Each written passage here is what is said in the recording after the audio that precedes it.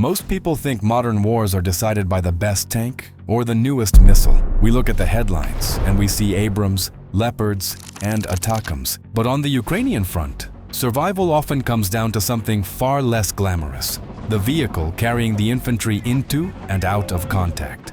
Right now, Ukraine is fielding two radically different infantry fighting vehicles in its hardest battles: the German Marder and the Swedish CV90. One is old, heavy, and brutally simple, a relic of the Cold War designed to be a brick wall against a Soviet flood.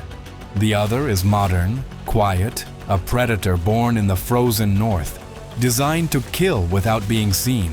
And the way these two machines perform in the mud, under fire, and in the pitch black of the Donbass night reveals something uncomfortable about what actually keeps soldiers alive. Over 140 German Marders and 50 Swedish CV90s have been thrown into the crucible. They were fighting in the forests of Lyman, the ruins of Bakhmut, and have even pushed across the border into the Kursk region. This isn't a comparison of spec sheets. This is an autopsy of engineering philosophies. Germany built a fortress to protect the crew. Sweden built a spacecraft to hunt the enemy.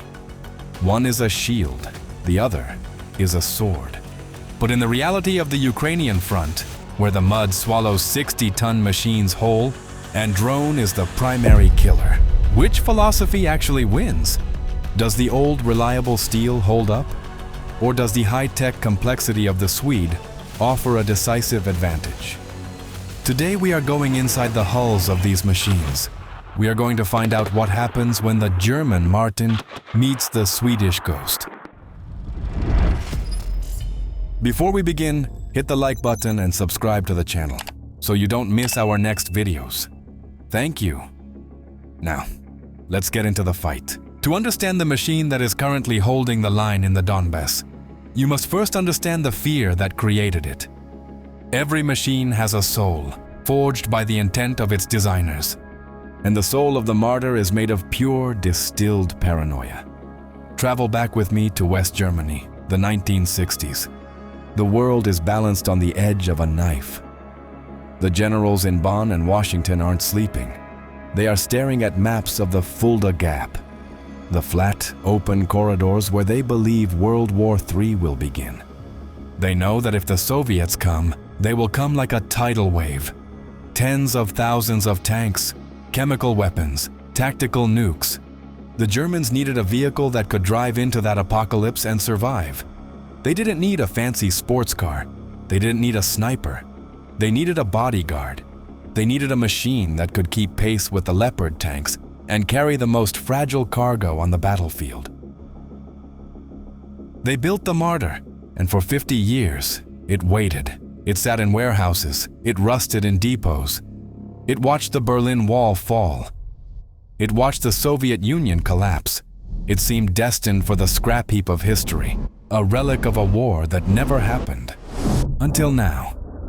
Now, half a century later, the Marder has finally met the enemy it was built to destroy. And in the trenches of Ukraine, it has earned a new identity. The Ukrainian soldiers do not call it by its tactical designation. To them, this 35-ton beast is simply German Martin. Martin is the reliable uncle. Martin is the old boxer who can't move fast anymore but has a chin of granite. But why, in an age of drones and precision missiles, are Ukrainian soldiers falling in love with a piece of Cold War steel? The answer begins with the armor. In the brutal calculus of the Ukrainian front, there is a grim nickname for the Soviet BMP-1 and BMP-2, the Brothers' Grave. The Soviet philosophy was simple. Make the vehicle light, make it amphibious, make it fast. If it gets hit, bad luck. A hit from an RPG usually means a catastrophic fire. The fuel tanks explode. The ammunition cooks off. No one walks away. The Marder represents the polar opposite philosophy. The crew is expensive. The machine is expendable. The version fighting in Ukraine, the 1A3, is a hardened evolution of the original. The German engineers, obsessed with survival, bolted ton after ton of additional steel plating onto the hull. They sloped the armor to deflect kinetic energy. The result is a survival capsule. We have reports from the sectors near Lyman and Bakhmut that defy physics. We have seen Martins take direct hits to the frontal arc from RPG-7s. The explosion shreds the external storage boxes. It shatters the optics. It rings the hull like a giant church bell, concussing everyone inside. But the hull does not breach. We have stories of Marders running over anti-tank mines, explosions that would vaporize a BMP and send its turret flying into the stratosphere. The Marder loses a track. The suspension is destroyed. The driver breaks his nose on the console, but the ramp drops and the squad walks out. Let's talk about that ramp. It seems like a mundane detail, but in the psychology of combat, it is everything. In a Soviet BTR, you scramble out of side doors, exposing your body to machine gun fire. In a BMP, the rear doors are heavy, awkward, and slow. In the Marder, the driver flips a switch, and a massive hydraulic wall drops down. It creates a shield. It allows a squad to drag a wounded comrade in seconds, protected by inches of German steel. For an extraction team under mortar fire, the sound of that ramp slamming shut is the sound of life itself. And inside, for a Ukrainian driver, a mechvod, who has spent his life wrestling with Soviet machinery, entering a Marder is a culture shock. There are no stiff levers that you have to pull with both hands. There is a steering wheel. There is an automatic gearbox. It sounds like luxury, but in war, comfort is a weapon. A driver who isn't physically exhausted after 3 hours of maneuvering through a minefield is a driver who stays alert. He sees the ditch. He spots the ambush. The ergonomics of the Marder are a force multiplier that Soviet engineers never understood. But a fortress is useless if it cannot fight back. The Marder is armed with the Rheinmetall RH-202, a 20mm autocannon. In the modern world of 30, 40, and 50mm guns, a 20 sounds small. It sounds obsolete. Critics look at the spec sheet and say it is undergunned. The Ukrainian gunners disagree. They have given the gun its own nickname, the lawnmower. The RH-202 does not kill with the size of its shell. It kills with the ferocity of its delivery. We are talking about a cyclic rate of fire between 800 and 1,000 rounds per minute. When a gunner presses the pedal, the Marder doesn't just shoot, it screams. It emits a continuous, terrifying buzz, a chainsaw made of lead. Imagine you are Russian infantry hiding in a dense tree line. A single shot from a tank might miss you, but the Marder doesn't fire single shots. It fires a cloud. It physically deconstructs the forest. It shears off branches as thick as a man's arm. It pulverizes brick walls into red dust. It strips away camouflage and cover in seconds. However, the age of the Martin shows in its eyes and its hands. The 1A3 lacks a modern stabilization system. In a modern tank, the gun stays locked on the target even if the vehicle is bouncing over craters. In the Marder, the gun is rigidly connected to the turret. If the vehicle hits a bump, the barrel hits a bump. This dictates the tactic. The Marder cannot dance. It cannot glide and shoot like a modern predator. It fights like an old brawler. It sprints to a position. Stop. Unleash a wall of fire. Move. It is brutal, jerky, and violent, but effective. But this story has a dark side. A flaw that keeps mechanics awake at night and commanders sweating in their command posts. The Marder is an old athlete carrying too much weight. When it was designed in the 1960s, it was lighter. But the 1A3 upgrade added armor, and then more armor, pushing the combat weight to 35 tons. Yet, deep inside the hull beats the same heart. A 600 horsepower diesel engine from the Cold War. It is underpowered. On a dry road, Martin can run. But in the mud, the Marder struggles. It lacks the raw power to drag its own belly through the swamp. And here, we encounter the most dramatic irony of German engineering. The Germans build things to be safe. They build systems to protect the machine from human error. The Marder's onboard computer monitors the engine constantly. It watches the temperature, It watches the fluid levels, if the engine overheats, or if the coolant level drops even slightly. The computer makes a decision. It decides to save the engine. It shuts it down. Let that sink in. You are in the gray zone. You are under fire. Tracers are flying past your periscope. You are stuck in a bog trying to reverse, and suddenly the engine dies. Not because it's broken, but because the computer thinks it's too hot. The electronics do not understand that you are in a war. They do not understand that a blown engine is better than a dead crew. They follow their programming. Protect the machine. Soldiers describe this moment with pure horror. It suffocates, they say. You cannot just turn the key and restart it. You have to wait. You have to let it cool. You are a 35-ton sitting duck. In these moments, the German fortress becomes a steel coffin. There have been specific engagements near Kreminna, where Marders have bogged down, their engines cutting out in self-preservation. Who comes to save them? Usually, it is the American Bradley, lighter, more powerful, roaring through the mud to hook up a tow cable under fire and drag the heavy German veteran to safety. This is the tragedy of the Marder. It is a paradox of engineering. It is the most reliable shield against enemy fire, capable of saving you from a mine that would tear you apart. But it is a temperamental machine that might refuse to move when the ground gets too soft. It demands a specific kind of respect. You cannot bully the Marder. You have to know its limits. So what is the Marder 1A3? It is not a miracle weapon. It is not the future of warfare. It is an anvil. It is heavy, stubborn, and sometimes frustrating. But ask the infantryman shivering in the rain, watching the Russian artillery walk closer to his trench. Ask him what he wants to see rolling out of the mist. He doesn't want a microchip. He doesn't want a touchscreen. He wants the German Martin. He wants that thick, ugly, beautiful steel ramp to drop down and take him home. Now, let us cross the philosophical divide. We leave the heavy industrial noise of the German Marder and enter the realm of the Swedish CV90.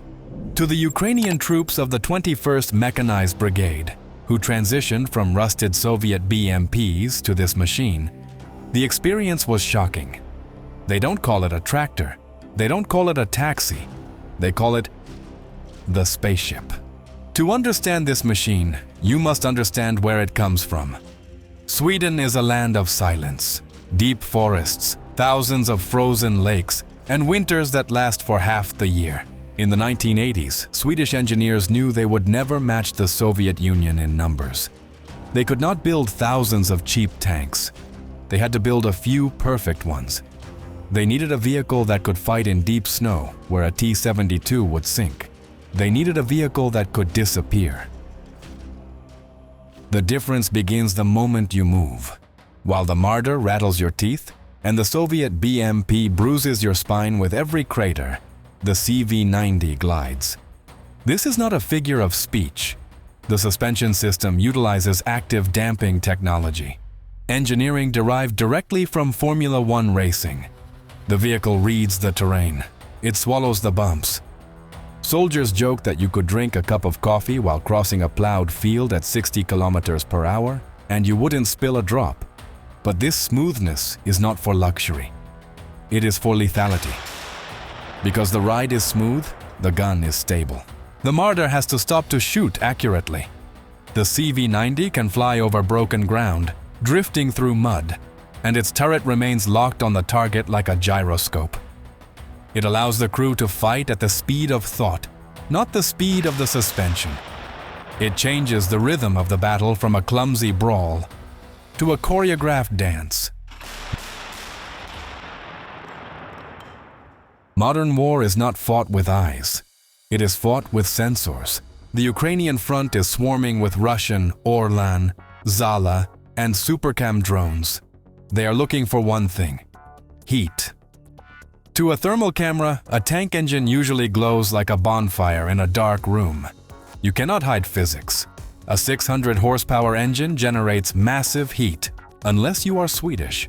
It is called the Barracuda multispectral camouflage system. To the naked eye, It looks like a strange, rubbery mat draped over the armor, giving the vehicle a jagged, organic shape. But to a sensor, it is magic. The Barracuda system manages the heat generated by the vehicle. It takes the exhaust heat and mixes it with cool air. It mimics the background radiation of the Earth. In the thermal sight of a Russian drone, a Marder glows white-hot. It screams, "I am here." A CV90? It appears as a gray smudge. It looks like a cold rock, or a dead vehicle that has been abandoned for days, or a patch of wet ground. It blends into the entropy of the battlefield. And then there is the sound, or rather, the lack of it. The Marder announces its arrival with a roar that can be heard for kilometers. The CV90 is terrifyingly quiet. The rubber-padded tracks and the baffled engine mean you can be 200 meters away from a moving CV90 and hear nothing. Just the wind in the trees. By the time you hear the tracks crunching the soil, it is too late. The muzzle is already pointing at you. This capability has birthed a new tactic for the 21st Brigade. The night hunt. They do not charge in broad daylight like the Marders. They wait for the sun to set. They creep into the gray zone, under the cover of darkness, invisible to thermal scopes, unheard by infantry. They are predators entering a pen of blind sheep. They strike, destroy the target, and vanish into the forest before the enemy artillery can even wake up. And when they strike, they do not use a lawn mower. They use a sledgehammer that thinks it is a sniper rifle, the 40mm Bofors L70 cannon. To understand this gun, you have to know its history. It was not originally designed to kill tanks. It was designed to shoot down airplanes.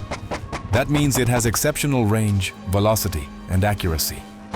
When you point an anti-aircraft gun at a ground target, the results are catastrophic.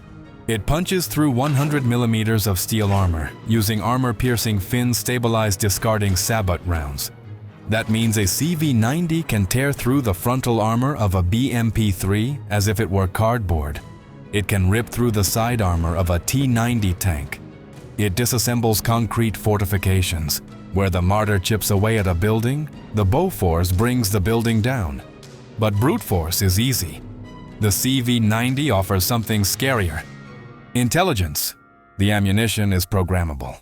The 3P round. Pre-fragmented. Programmable. Proximity. Here is the scenario that plays out every day in the Donbass. A squad of Russian infantry is dug into a trench line. They are deep in the earth. They feel safe. Direct fire from a Marder hits the dirt berm in front of them and does nothing. They wait for the shelling to stop. Then the CV90 arrives. The gunner doesn't aim at the trench. He aims above it. He presses a button on the laser rangefinder. The computer measures the exact distance to the meter, let's say 452 meters. As the shell leaves the barrel, an electronic coil at the muzzle writes a code into the shell's fuse in a fraction of a second. It tells the shell, "Do not explode on impact. Explode at 452 meters." The shell flies. It counts its own rotations, and it detonates in the air, exactly 2 meters above the heads of the soldiers. It rains thousands of tungsten pellets down into the trench. There is no cover. There is no hiding behind a wall. The CV90 kills you in the one place you thought you were safe. But no machine is perfect. Even a masterpiece has a crack. For the CV90, the flaw is a quirk of design that drives its crews to anxiety. The magazine. The mighty 40mm gun is hungry, but it is fed by a small carousel-style ready rack that holds only 24 shells. 24! The Marder has belts with hundreds of rounds. The Bradley has huge bins of ammo. The CV90 has 24 shots. In the heat of battle, when the adrenaline is pumping, you can empty that magazine in seconds of rapid fire. And then, click, silence. The gun is empty. You are now a 30-ton paperweight in the middle of a firefight. This is where the high-tech dream meets the low-tech reality.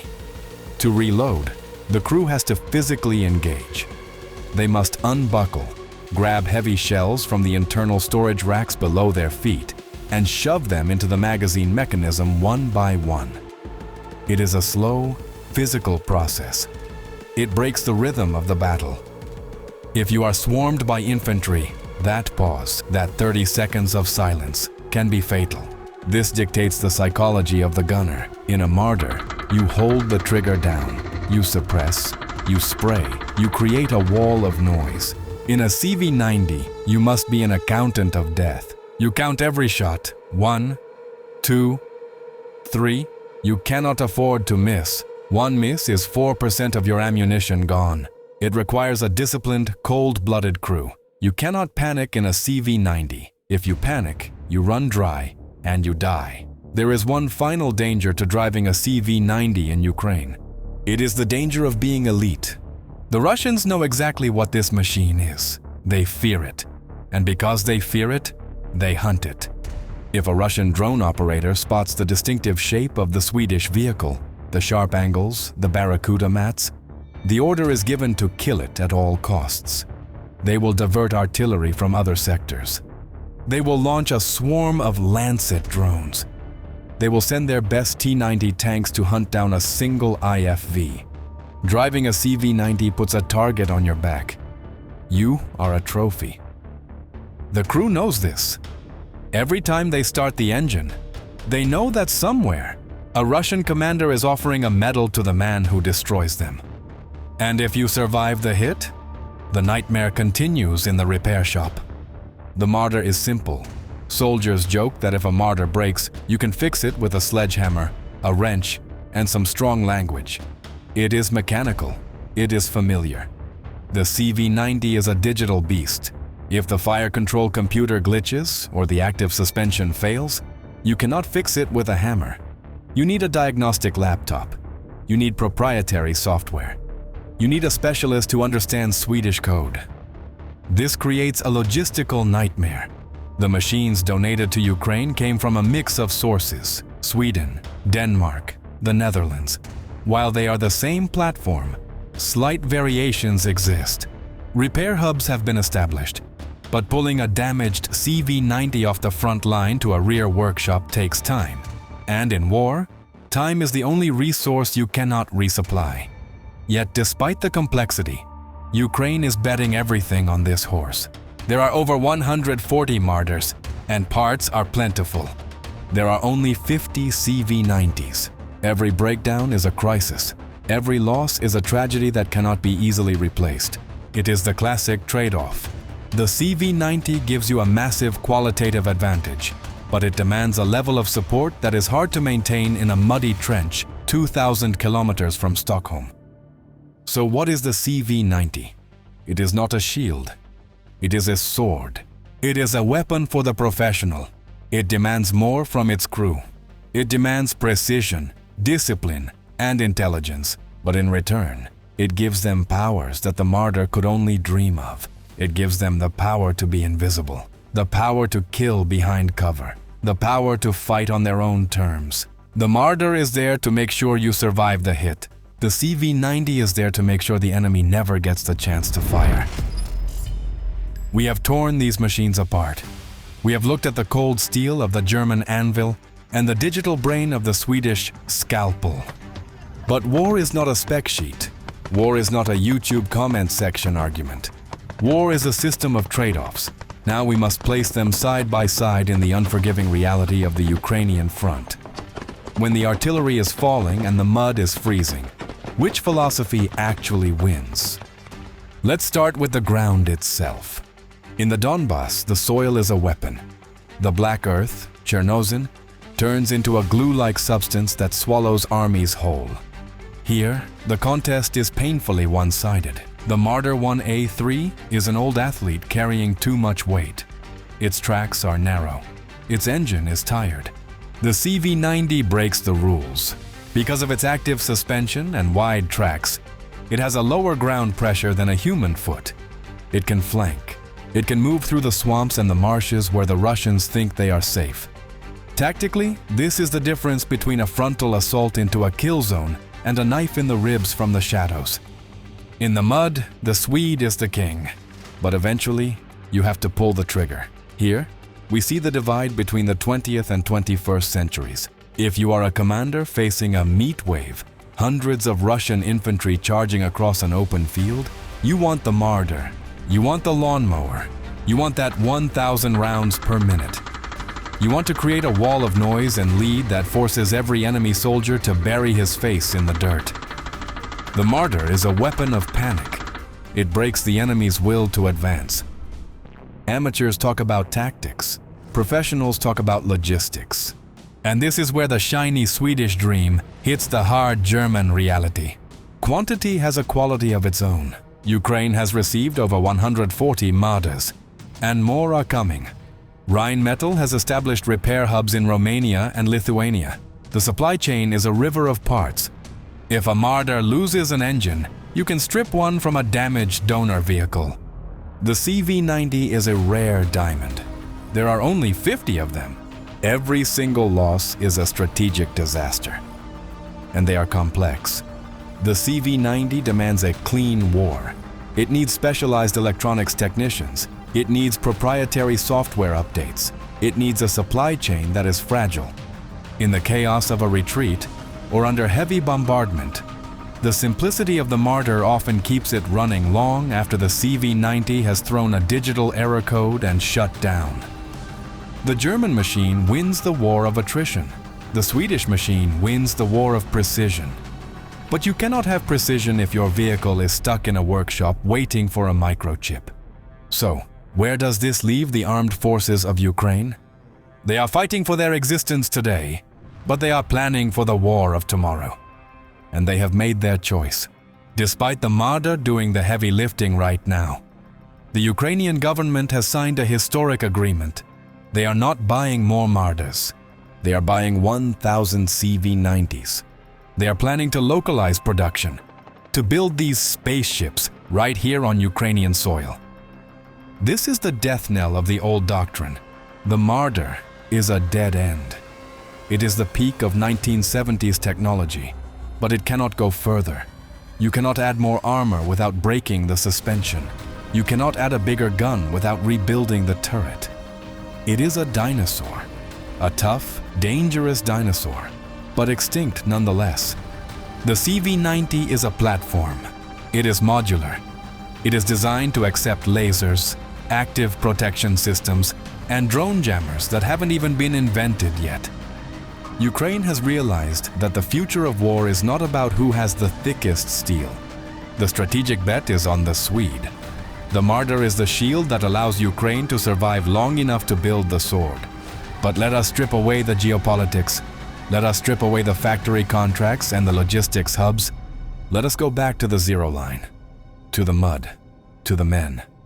I want you to imagine the choice. You are a squad leader. It is 3 a.m. It is freezing rain. You have wounded men. You need to get out, and you need to get out now. You pick up the radio. You call for extraction. Which vehicle do you pray is coming around the corner? If you choose the Marder, you are choosing the anvil. You know it might be slow. You know the engine might scream.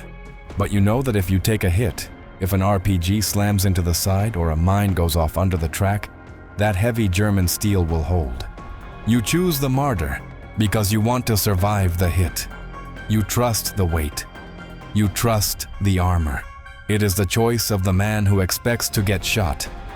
If you choose the CV90, you are choosing the ghost. You're betting that you won't get hit at all. You are trusting the invisibility cloak. You are trusting the silent engine. You are trusting that the 40mm gun will kill the ambushers before they can pull the trigger. You trust the tech. You trust the speed. It is the choice of the hunter. In the end, these two machines are brothers in arms, separated by a generation of history. The Marder is the final glorious echo of the Cold War. It was built to stop the Soviet Union, and 50 years late, it is finally doing exactly that. It is dying on the hills it was meant to defend, shielding democracy with its rusted iron body. It is a hero that arrived late to the party, but just in time to save the house. The CV90 is the first chapter of the new world. It is the prototype of the wars to come. It is proving that intelligence can defeat brute force. War never changes, but the machines we use to fight it do. And for the infantrymen in Ukraine, it doesn't matter if the machine is German or Swedish. It doesn't matter if it has a steering wheel or a joystick. So, I leave the final question to you. You are the commander, you have the budget, you have the lives of your men in your hands. Do you buy the fortress that can take the beating? Or do you buy the ghost that strikes from the dark? Tell us your choice in the comments below. Stay safe. We are continuing to double down on this deep dive format because honestly, the response to our last video was incredible. I want to take a second to say thank you. We took all of that feedback you gave us. So if you enjoyed this level of detail, do us a massive favor. Hit the like button. It sounds small, but it helps the algorithm find other people who care about this stuff as much as we do. And if you haven't subscribed yet, now is the time. Check out our playlists. We have more to show. Finally, the comment section is yours. We've compared the Marder and the CV90. What is the next duel?